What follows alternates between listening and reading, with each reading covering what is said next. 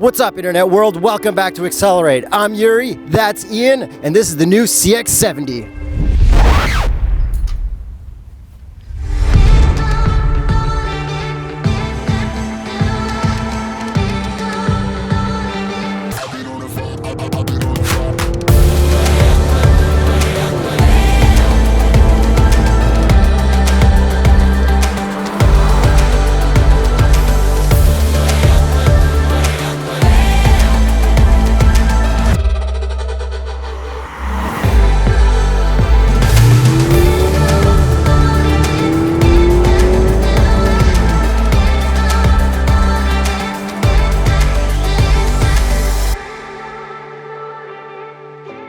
What's up, internet world? We are here in beautiful Palm Springs, California to talk about the all-new Mazda CX-70 plug-in hybrid versus the Mazda CX-70 Inline 6. So in this video, we're going to tell you our favorite and we will get behind the wheel. And did you know that our video is the most watched CX-70 video on YouTube? More than the guy that introed. Welcome back. What's up, internet world? I'm James, that's Jacob, and you're watching The Straight Pipes. Subscribe to Throttle House. That was bad. Let's go. All right, let's get into everybody's favorite topic, and that's pricing. What do these vehicles cost? Well, the CX-70 Inline 6 Turbo starts at about $50,000 here in Canada, and in the US it starts at about $40,000. The plug-in hybrid starts at $58,750 Canadian, which is about $54,000 US. These starting prices are higher than the 3-row CX-90, but it's because they don't offer the same base select trim that they offer in the CX-90. All right, let's talk about the engine options that we get with the CX-70, and spoiler alert, they're the exact same as the CX-90. You have the base 3.3 liter inline 6 turbo mild hybrid that makes 280 horsepower and 332 pound-feet of torque. Full disclaimer, we've never been behind the wheel of this version, and it's also important to note that this takes regular fuel. Now on this trip, Mike and I got to drive the 3.3 liter inline 6 turbo high output, which makes about 340 horsepower and 369 pound-feet of torque. Now we spent most of our time in the 2.5 liter inline 4, which is the plug-in hybrid. It has a 17.8 kilowatt hour battery, which gets you about 42 kilometers of range or about 26 miles of range. So there are 7 colors you can get in your Mazda CX-70. Rhodium white metallic, jet black mica, and 5 others, and here they are. Machine gray metallic, polymetal gray metallic, zircon sand metallic, melting copper metallic, which I really like, and my favorite, soul red crystal metallic. Something super interesting is that they don't offer color matched cladding in the US on the plug-in hybrid, whereas here in Canada, you can get color matched cladding. Not color matched. Mike and I both agree that the color match cladding makes this vehicle just look much better. So if you're considering a Mazda CX-90 because you like the way it looks but don't need the other 2 seats in the back, well voila, it's the CX-70. But what are the differences between the CX-90 and the CX-70 from the front, knowing that the vehicle is pretty much exactly the same length? The answer is right here. This right here, this on the bottom, and this on the other side of the front bumper. That's it. Well, you get black trim instead of chrome trim, so that's also a difference. To the side of the Mazda CX-70. Now, of course, it looks the same because it is the same as the CX-90, but the focus here is really the differences between the plug-in hybrid and the inline 6. So on the side here, of course, you see the non-color matched pieces on this, and on this guy, you see it's all color matched, but there is another difference. This right here, you see on the bottom, this clean trim piece is very premium. Just my total opinion here, but doesn't the white just not pull the premium and quality out of the brand like black does? Black just looks so clean. Now, of course, the color matched aside, it just looks so premium. Everything about it's all color matched. Black mirror caps, black all the way through, black door handles. The 21s don't hurt either, but it just looks really premium and black, whereas white just looks a bit more, you know, I'll let you guys decide in the comments what you think about the white, but look how sick this looks. I like these short overhangs. I like how it looks muscly and aggressive. I've always liked the look of this as soon as we saw it in New York about a month and a half ago. I just love the way it looks, but I don't like the back. Do you guys remember that magic trick where you threw water on something and it changed the way it looked?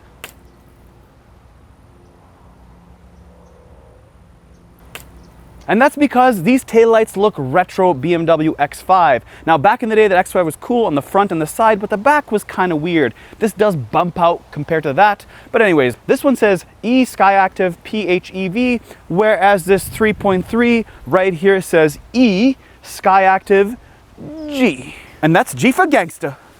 And there's another big difference. This one has an extra gas cap on the passenger side to plug it in for electrification, because this is a plug-in hybrid, remember? One that does 41 kilometers. 42! That extra can make a difference. So if you're wondering how large the trunk is of the Mazda CX-70, and you visit these parts that start with desert, palm, or springs, let me show you. Open sesame, this is what the trunk looks like with golf clubs in it. These ones are new and nice. But they are hiding something, and I will show you that on the next vehicle. What if you're traveling, you're going to a faraway land in your Mazda CX-70, and you want to know how much stuff you can fit into your trunk? Voila, come on up. Here are some suitcases and a white fanny pack. But they are hiding something. Let me show you. You see those guys over there? Those guys are cup holders, because this is still a Mazda CX-90, a 3-row SUV. But we didn't pay for that part. Look, they're even hiding it over here with the golf balls. But we found it, including 2 buttons. Buttons that fold the seats down. When I hit this button and hit that button, the seats fold down. Look how much room you have. This really reminds me of an Audi Q7 versus an Audi Q8. The Audi Q8 is nice and wide. It's 2-row versus a Q7 that has 3 rows. And I do like the Q8 over the Q7. And maybe that's the play with Mazda and the vibe between the CX-70 and the CX-90. When you get the plug-in hybrid, you get 2 extra features in the back trunk. Both are plugs. Yep, 3-prong plugs. One takes 150 watts and the other takes a whopping 1,500 watts. You can plug in your toaster right there at full jam all day long, making all bagels for all your kids. Back seat of the CX-70. Oh, baby. I just love this. You know why? It's because the person that bought this vehicle thinks about me. They would have bought a 7-passenger if they thought about everybody else. Think about me in the back and this comfort. So these seats do recline. Watch this. Pull it up. First position, lowest position. Nice and comfortable. Deep padding. As you can see, watch my fingers. Deep padding. Lots of space, as you can see. This does have a panoramic sunroof. However, it does have a brace right in the center. On the door panel, feels nice and solid. Sunshade, you got the trim. Of course, you have the speakers, and then you have a decent amount of padding for your elbow. You do have red stitching and 2 spots for big bottles and a small area for a bag of chips. You do have additional storage behind the driver and passenger seat. You have 2 USB-Cs. This one does not have heated seats, but you can get it as an option. Now, it only has 2 vents on the back here, this one and this one. Does it have anything underneath? Let's take a look. Absolutely small amount on the bottom. You do expect to have 1 extra or 2 extra per side. Let's call it 1 up here and 1 here. Considering that if this is, or people call it, a CX-90 and there's a 3rd row, you should have some vents back here because it does get hot, especially in this 90-degree heat. Okay, let's jump into a terracotta because somebody else had to film the other one. Look at this suede. I'm glad we got this one because look at this. I love this. Nice and soft. Very premium. We actually did this in our studio where we had everybody blindfolded and we're like, touch it, feel it. What kind of vehicle is this? And everybody said BMW, Mercedes, very high end. This has really thrown me off. And that's what Mazda wants to portray in the world, that they are premium. They're an upscale brand. And of course, by putting this in the front dash, it definitely says it is. Look at this steering wheel. You have 2-tone. You have black on the outside and terracotta or brown, I guess you could call it, on the inside. This is super premium right here. Not a lot of vehicles do this, and it's a thumbs up from Mazda. Of course, the vehicle we drove earlier had all black, so a lot more sporty feel, but this one feels premium. Now take a look at this gauge cluster when I go through the different modes. This one is the 3.3, so you have the sport, normal, and off-road. This does not have the EV because of course it's not a plug-in hybrid. So the plug-in hybrid has 1 extra button right here that you push that you can choose what level you want to recharge the battery when you're driving it. For visuals, you have a 12.3-inch driver's display and a 12.3-inch display for everybody else in the vehicle. Remember, this is not touchscreen. The only way it's touchscreen is by having Apple CarPlay on. The way to use this is right here on this rotary toggle, I guess you could call it. It does go up and down, left and right, but this is how it's done, side to side, up and down. Again, all the same as the Mazda CX-70. Would I say this display is perfect? It's perfect for CarPlay. As far as the actual menus from Mazda, it's, I would say, fair. Now, under these slim vents, you have your HVAC controls, the driver side here, the passenger side here, and you can sync them together by hitting this button. Thank God you have real, actual buttons you can hit. You have 1 increment of heated steering wheel, 3 increments of heated seats, and 3 increments of ventilated seats. Can you put them on at the same time? No, you cannot. You have 1 singular fan, and you can adjust the rear climate control, which is odd because there's not much to control back there with those 2 center vents. Now, if you're wondering, does this have a wireless charger? It absolutely does, but it's kind of small and skinny. Like, this is Ian's phone and mine is a little bit bigger. Now look at this, it goes right there and it feels like it can slide off when you whip around a corner, and the answer is it absolutely can. It doesn't really stay there. It doesn't have a sort of a foothold on the phone. Even mine that's a little bit larger, when I put it in there, you can see that it just sticks out a little bit too much. This should be deeper and pivoting down a little bit more.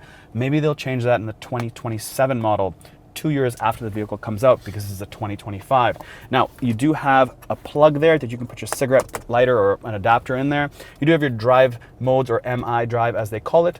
2 cup holders. They're fairly deep enough that they won't, tip over when you put in a grande Starbucks. This is an interesting one, the shifter. You have park, reverse, neutral, drive, but most people, and we've done it a few times, when we took it for a drive, we put it in drive, and then to put in park, we just simply put it straight up and let go. In this case, you are still in reverse, and if I went back and I put my foot off the brake, I would hit our gimbal.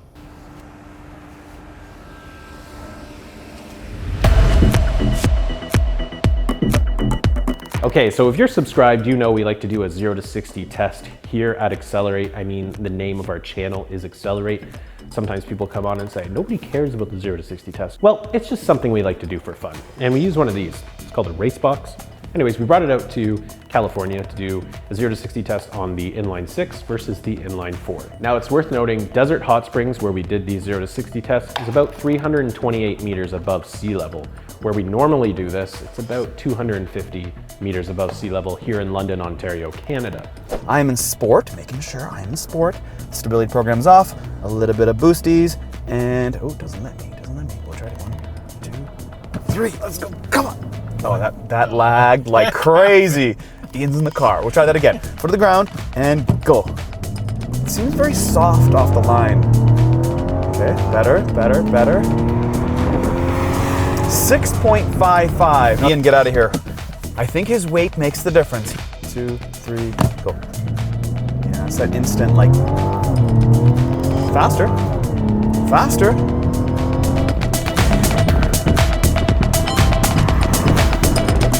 All right, now in the 2025 plug-in hybrid. Foot on the ground, let's build a bit of boost, and here we go. Come on. What do we got? 6.65. Let's try a second launch for good luck. Foot on the ground, and let's go. What do we got? Oh, it's quicker. We got the green. 6.29. Let's go. And that's with Ian in the car. It's faster with me. It's faster with Ian in the car, yeah. That's quicker. 6.29. Yes, that is great. Because that is a faster number than the 6. Now that's not much of a difference, but we were kind of expecting the Inline 6 turbo, the big motor, to be a little bit quicker. Now if Mazda wants to seriously contend with BMW, they may want to focus on their transmission a little more. However, when it comes to handling, that is a different story. Let's go back to Mike.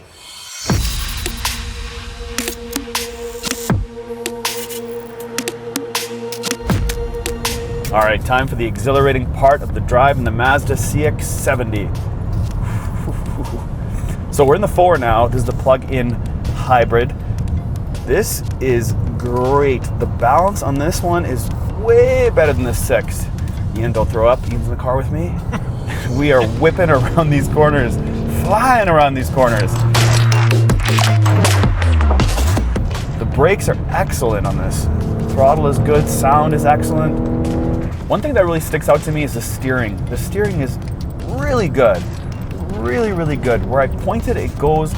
You have some body roll, obviously. This is a bigger SUV, but it's not like big where you feel it's bulky, gonna fly off the road. It does hold its ground really well. I do feel that the 4 is much better in terms of driver feedback, feel, and it feels faster. I know that on paper it's not, but it definitely feels like you get that performance out of this motor. Considering it's naturally aspirated, I just love it. I feel the mix of naturally aspirated and a little bit of battery power is the right mix that you have. I'm in a Mazda CX-70 and I feel like I'm driving around in something a lot faster and way more engaging than what I expect this thing to be, for sure.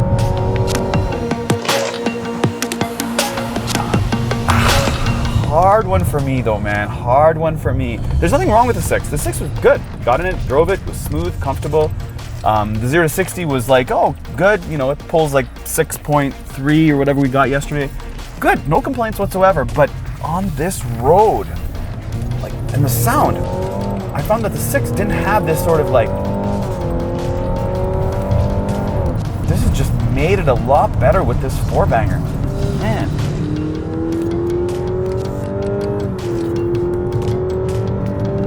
And the steering is, I love how small the steering wheel is. Just great. Of course you have, you know, dual or double glazed windows here, so you have that extra quietness in the cabin. As far as blind spot goes, Ian wanted me to point that out. I didn't really notice it. He said he did. No, I don't notice it. Seems okay. Yeah, I don't really feel that. I think it's good. I don't really complain about the blind spot. That part doesn't bother me. Did it bother you? No. Oh, okay. So he said no blind spot. My bad. I thought I heard him complain about the blind spot. I just really find this drive amazing. I think the drive is really good. I mean, obviously, we are brought here by Mazda to test out this CX-70 on these roads. Back home, we don't have this, so obviously that feeling is more exciting. And yeah, you can get the back end to come out a little bit because this is rear-wheel drive biased. Remember that. It's not front-wheel drive biased, and that's why the handling characteristics of this CX-70 is really good.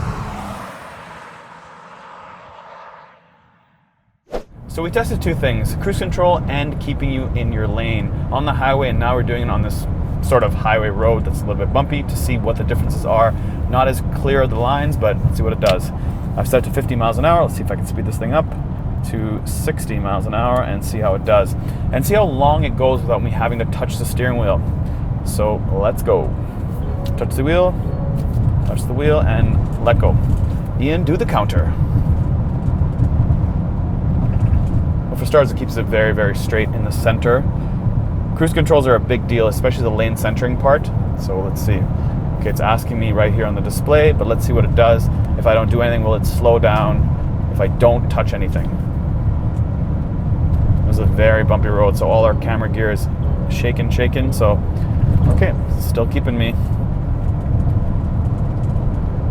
It's very windy and it's very bumpy. Okay, so it warned me once, but it got rid of the displays on the screen now, so there's nothing showing up on the screen. Now I'm back to this little icon on the bottom, and really good, Mazda. It's letting me fight. Okay. Still doing its thing. All right, gently apply steering input. Now it's giving me a second warning. Okay, now it's slowing down. Okay, steering input. And now it goes right back to 60. That is great. So if I was going to complain about something about this Mazda CX-70 on both the plug-in hybrid as well as the inline 6, it's not the engines. It's some sort of drivetrain link that has this whiny shake to it. And it's only happens when I'm like drag racing it, basically. It's like in second gear between like 4,000 and 4,200 RPM under like full load. It's a little bit of this whiny feel. It's like a shake, shudder, whine, and it doesn't really make a difference because the fun part is right here. But I did notice it on both of them, and I want to be transparent about that. And I don't know what it is. I thought it was like, oh, it's the rear diff. It's like a shuddery noise or something. So that's it for the review of the 2025 Mazda CX-70. it is a really good package. And I'm not saying that because Mazda flew us all the way out here to shoot a video on it. No, it does have that weird whine. It does look kind of weird from the back. Cool from the front, cool from the side, but it drives really well when you get the 4-banger. So I suggest anybody and everybody to buy the 4-banger. That's it from me and Ian. Thanks for watching, and we'll see you in the next one.